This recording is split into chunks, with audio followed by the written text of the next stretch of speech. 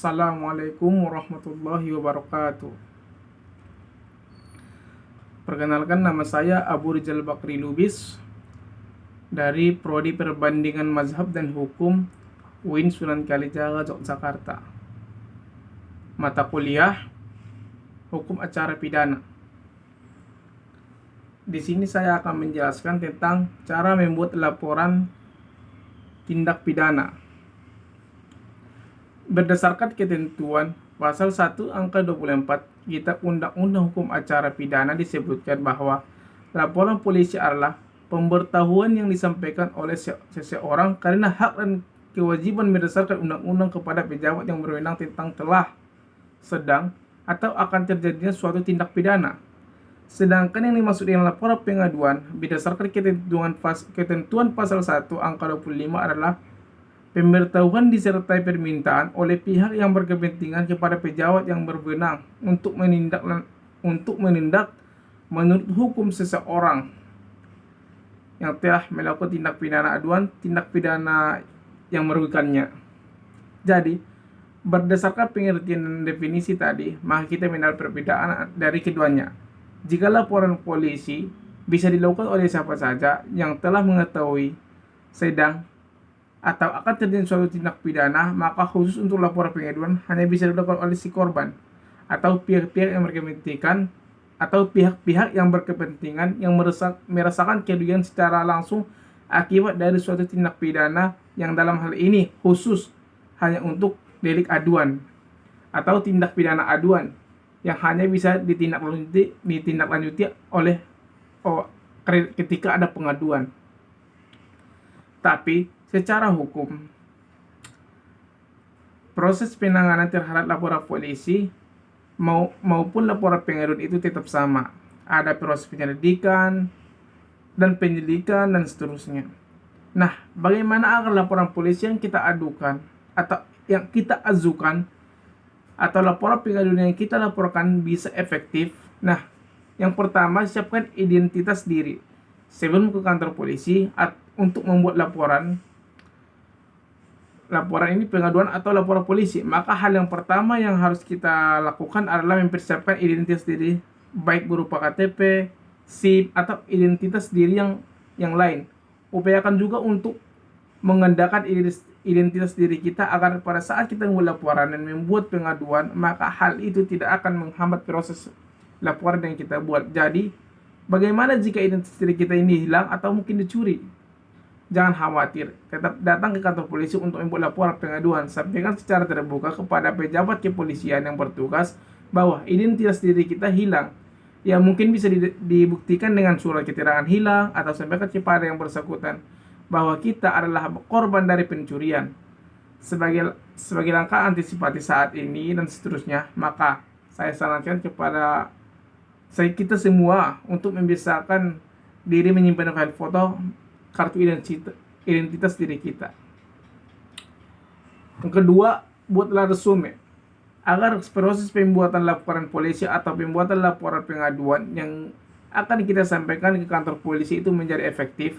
Maka buatlah resume singkat tentang peristiwa tindak pidana yang kita ingin laporkan, dan resume yang kita buat setidak-tidaknya memberikan informasi tentang identitas terlapor, identitas korban, tempat terjadinya tindak pidana, kemudian waktu kapan terjadinya, serta kronologi singkat bagaimana tindak pidana itu dilakukan.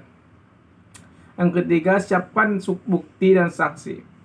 Perlu kita pahami bahwa tidak ditindaklanjutinya atau lambatnya proses perkembangan terhadap penanganan laporan pengaduan atau laporan polisi yang kita lakukan adalah karena kurangnya bukti atau sanksi yang mendukung laporan tindak pidana yang diajukan oleh kita. Karena itu, maka agar laporan pengaduan atau laporan polisi yang kita lakukan menjadi efektif, maka kita bisa mengupayakan untuk mengumpulkan dan mengadministrasikan semua bukti-bukti, baik itu berupa dokumen, foto, maupun video yang kita serahkan kepada penyidik pada saat kita membuat laporan polisi atau laporan pengaduan. Selain itu, kita juga bisa,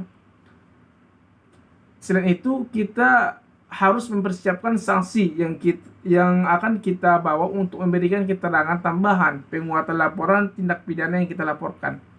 Sanksi dalam hal ini berdasarkan KUHP adalah mereka yang melihat, merasakan, mendengar secara langsung terjadi tindak pidana. Hal ini berdasarkan pada putusan Mahkamah Konstitusi nomor 65 tahun 2010. Nomor 65 tahun 2010, pengujian Undang-Undang nomor 8 tahun 1981 tentang hukum acara pidana diperluas menjadi termasuk pula orang yang dapat memberikan keterangan dalam rangka penyidikan, penuntutan, peradilan suatu tindak pidana yang tidak selalu ia dengar sendiri, ia lihat sendiri, dan ia alami sendiri. Berkoordinasilah dengan saksi agar keterangan yang ingin kita sampaikan nantinya bisa bersesuaian dengan laporan tindak pidana yang kita laporkan. Jangan lupa juga memastikan bahwa keterangan kita dan keterangan saksi itu sinkron, sehingga penyidik nantinya tidak akan bingung untuk menentukan keterangan mana yang akan dipakai untuk menjerat si pelaku.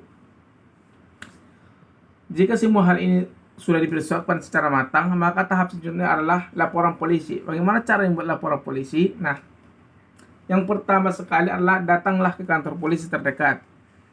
Datang ke unit SPKT atau Sentra Pelayanan Kepolisian Terpadu.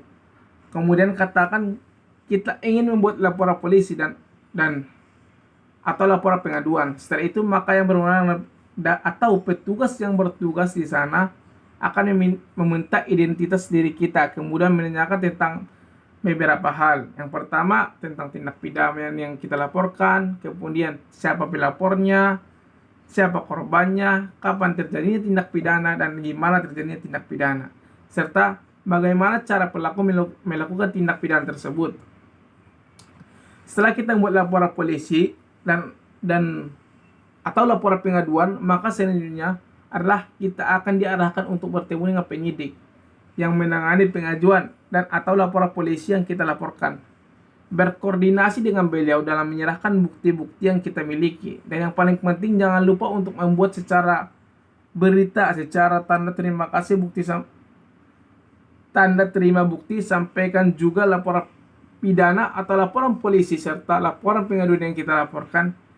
Yang terakhir, jangan lupa untuk meminta nomor telepon dari penyidik yang menangani perkara atau laporan polisi yang kita laporkan, agar kita bisa berkoordinasi dan menyenangkan sejauh mana perkembangan laporan polisi atau laporan pengaduan yang kita laporkan. Kalau perlu, setiap bulan berusahalah untuk berkomunikasi dengan penyidik dengan meminta dokumen SP2HAP, yaitu surat pemberitahuan perkembangan hasil penyelidikan.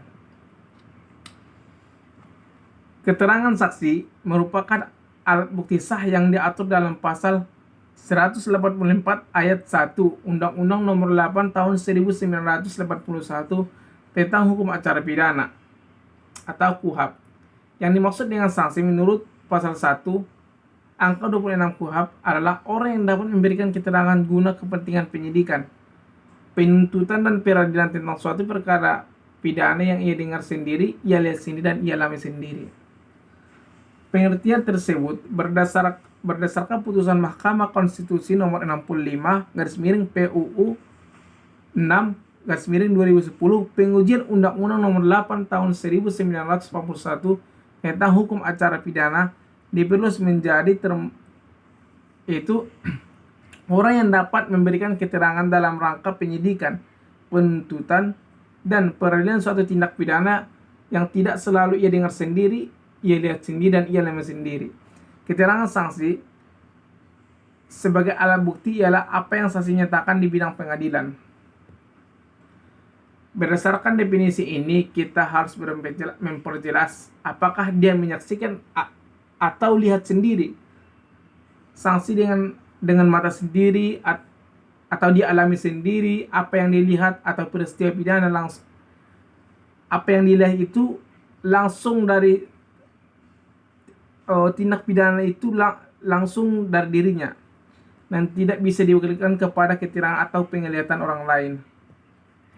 Dan kita perjelas apakah peristiwa itu terjadi, benarkah ada orang yang melakukan peristiwa pidana atau yang dia lihat itu bukanlah peristiwa pidana seperti terjadinya pembunuhan. Apakah dia melihat sendiri si pelaku memegang atau mengambil kayu tersebut dan memukulnya kepada si korban, atau apakah si pelaku mendengar suara orang memukul atas diri dan si korban atau si lainnya, dan ini tidak bisa diukurkan kepada orang lain, harus dialami sendiri. Tapi hal ini tidak harus terakumulasi semua. Apabila dia hanya melihat atau mendengar saja, maka satu bagian aja cukup. Demikian saja. Assalamualaikum warahmatullahi wabarakatuh.